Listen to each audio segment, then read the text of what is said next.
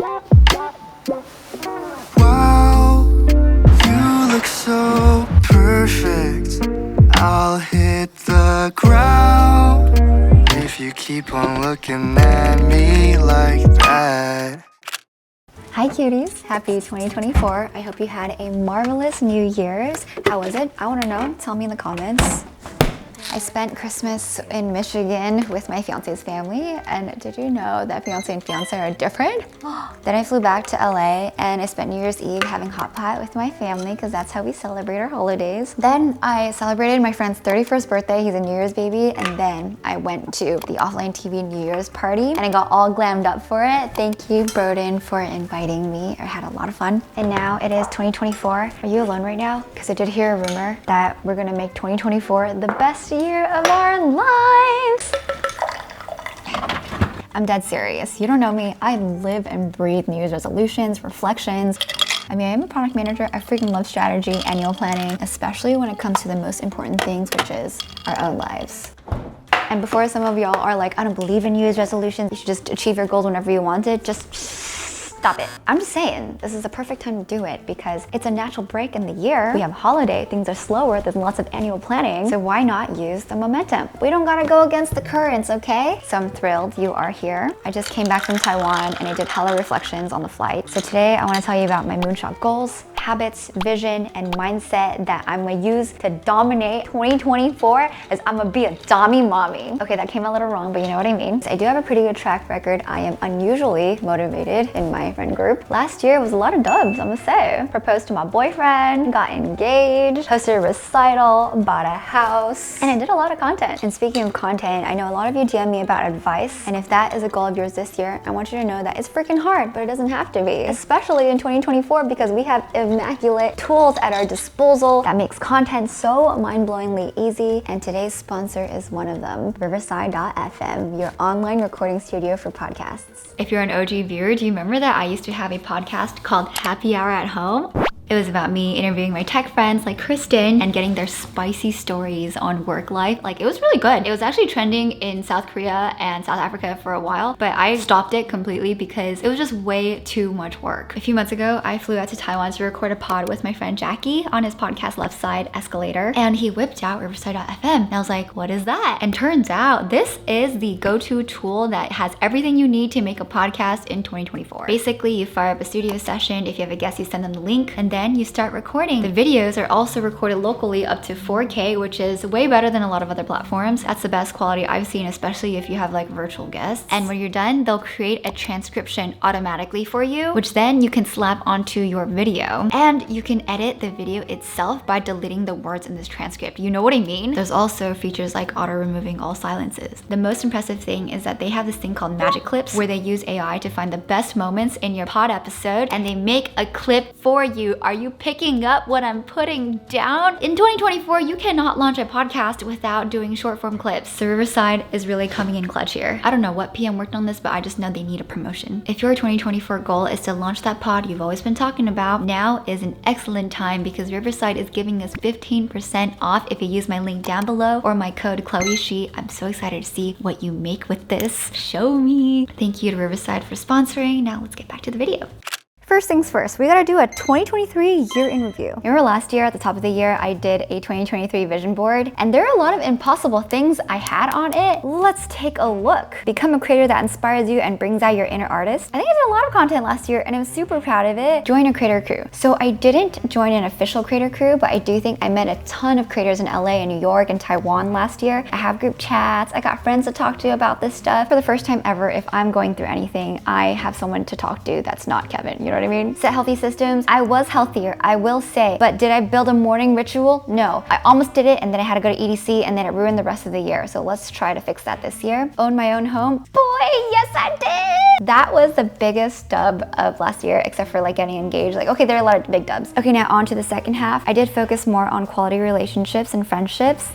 Did I cook more with friends? No, I probably cooked 3 times last year and I gotta do more this year. Did I stabilize my life to get a dog? It's very debatable. Be more time efficient at work? It was okay. Sharpen my axe? Yes. I did learn way more about interior design and took a lot of singing lessons. And lastly, I did host a big ass 30 and I did host an amazing recital, not just for me, but for a lot of people. So I would say excellent. Definitely an 8 out of 10 year. So before we go into 2024 goals, I do like to do even deeper reflections on my life. What went well, what I need to improve on. I usually do the year compass and I also did Ali Abdaal's Wheel of Life exercise. Speaking of Ali Abdaal, he sent me his latest book, Feel Good Productivity, and he even wrote me a personalized note. Hi Chloe, your content is so lovely. I'm especially a fan of your work life vlogs. Yeah, just super excited to share this book with you. Blah, blah, blah. Ali XX.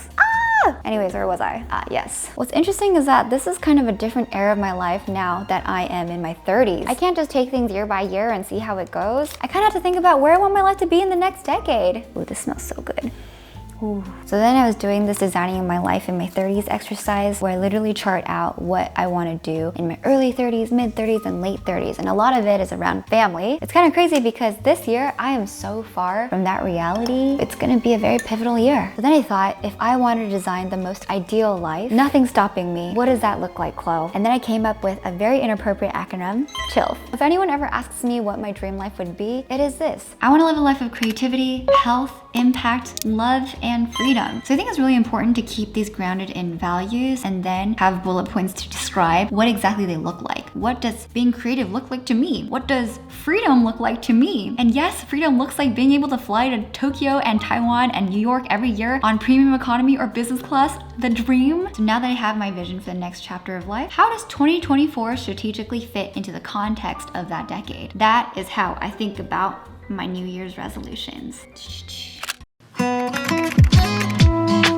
The way I set my goals is setting 50-50 goals. 50% of the time, they should be kind of achievable, and the other 50%, you're probably gonna fail. And I think that's how a lot of athletes do it, and it's the way that we did it at Google when we set our OKRs, because they shouldn't be so easy that you're just guaranteed to hit them all, and then you gotta wait for the next year for your new goals. So some of them should be somewhat moonshot. Dream big, why not? You can do it. I'm a huge proponent of thinking that you can achieve the impossible, because sometimes you really can. That's how I got everything done in my life. I don't know if I'm gonna make it. So remember, I split them up into core and foundational. Core is what I really want to focus on. They're specific. And foundational is more like what I want to continue doing. And then the blue are my objectives and the rest are key results. And yes, they're motherfucking OKRs. Don't hate the playa, hate the game. My biggest objective this year before I start the family is to become a co-creator and make cultural impact. Yeah, this is the biggest hobby I have that I've always wanted to do for the last decade. Within that, I want to hit following and money goals.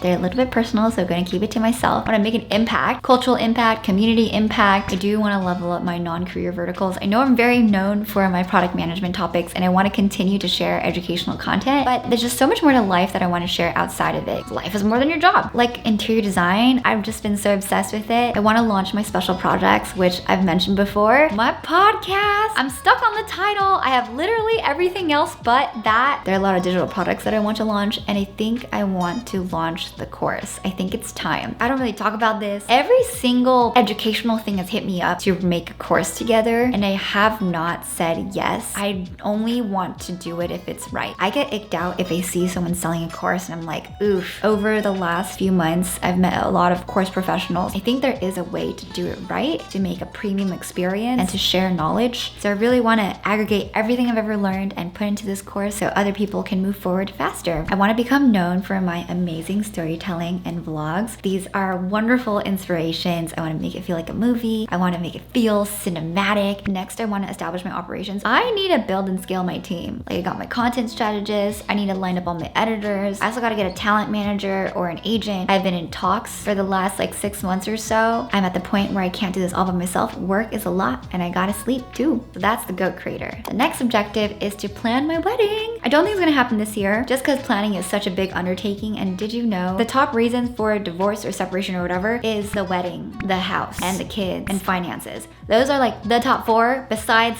infidelity. But I want to plan the wedding in a healthy way, you know what I mean? Next goal, get a doggo. I think this is the year. And the next is to develop myself as an artist, as a hobby. I think specifically when I did the recital last year and Will Stetson was in it, I learned so much about the anime cover artist industry, and I think it's dope as hell. Now, onto the foundational. Number 1, live the hot and healthy girl life. Oh yeah, oh yeah. I wanna build that morning ritual, become an 8 a.m. girly, work out, be hot. I have Songjia here. I wanna still invest in long-term axe sharpening, so all the skills, the languages, the design, interior design. I have Frida in here because she dedicates her entire life to learning magic spells. And then I want to love and support my fiance. I think that's really big. I want to help my family, specifically help one of my brothers get himself up on his 2 feet. He just graduated, very lost. The job market is really tough. I want to treat my parents luxuriously and make sure the other brother just feels supported. Yeah, that's pretty much it. I also want to make work really easy to work with. That's going to be a tough one. We'll talk about that more later. And then I want to go deeper with my current friends, and I want to just do less altogether. Less traveling, less big random social activities. So that's my 2024 vision board. So after I do my vision board, I usually try to see if any of this is actually realistic, because my head's all in the cloud and I need to bring it down to reality. And I do the ideal week method. I go to my Google Calendar or a Google spreadsheet and I literally chart out exactly how my ideal week would look like if I would be accomplishing my goals. And I gotta put in things like chores, hanging out with friends, resting, binging my anime and Korean dramas. Then I do annual calendar planning, where I chart out all the big events that are happening in the year. Travel, birthdays, big events, deadlines, like doing taxes or financial planning, or I gotta do spring cleaning or whatever. And at this point, every time it dawns on me, there are literally not enough hours in the day. It's a very rude awakening, but it is what it is.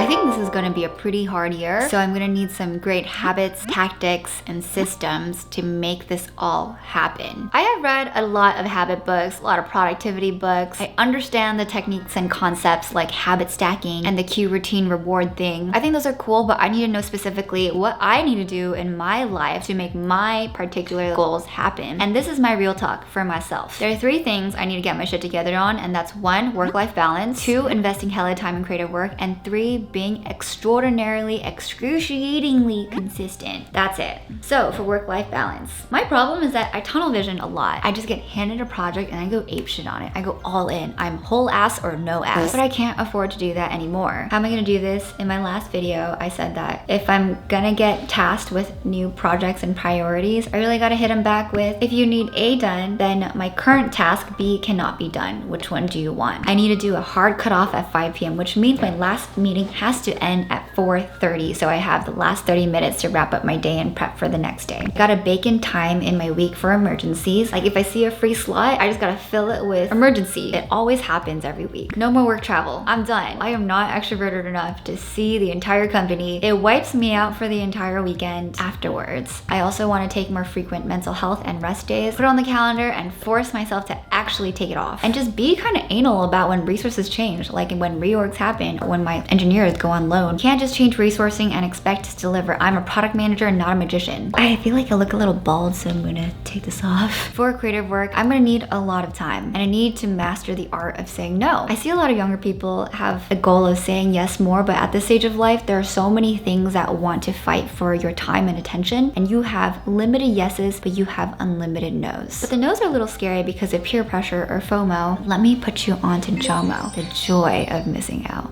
It is the joy of saying no when someone wants you to go out clubbing with them and you say yes to staying home and watching anime, or working on your hobby, or putting face masks on and getting an immaculate night of sleep. That is so underrated. For the consistency, I just gotta craft an environment that makes it easy for me. Like for working out, what I like to do is having all my workout outfits in a drawer and I just pluck them out, put them on, and get on the elliptical. Now in the new home, if I want to film, I have my standard places I place my camera. I am working on creating an office space that helps improve my productivity and creativity. It's a little barren right now, but I'm gonna work on the vision. Now, I know there's a lot of talking. There are just 2 mindsets / reminders that I wanna share with both of us. Don't let perfect be the enemy of good. I am so tired of hearing myself and my friends say that they don't wanna get started because they're a perfectionist and that they're too scared to put out something that isn't good enough. I hear a lot of, what if people don't like what I make? They don't like my videos, they don't like this product that I'm making. Yeah, no shit. People of course are not gonna like it, especially your first 100 videos or your first product. It's gonna be cringe as hell. There will be mean comments. It's gonna flop, and that's okay. If we stick to the analogy of content, you need to create your first 100 shitty videos to make your first good one. You just gotta fail a bunch of times and then you're gonna get it right. It's that simple, and it's par for the course. And the second is, I don't know who said this, but my friend Lily mentioned this at one point, which is you don't have to be great to start, but you have to start to be great. No more excuses. What's stopping you from doing it today? Do the thing you wanna do today. That's all. Happy 2024, everyone. I'm really excited for us to manifest everything this year. Remember, I read every single comment. I try to reply in the first day. I know you have your own problems, dreams, goals, stories, and I just want to see you flourish. Hope you liked today's video. Don't forget to check out riverside.fm. Even if you're not making a podcast, if you just want to support me, click the link, check it out. That way I can make more cool videos like this. The next video is going to be my living room tour, and I hope I see you in the next one.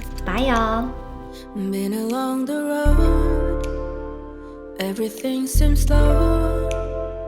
I feel so empty inside.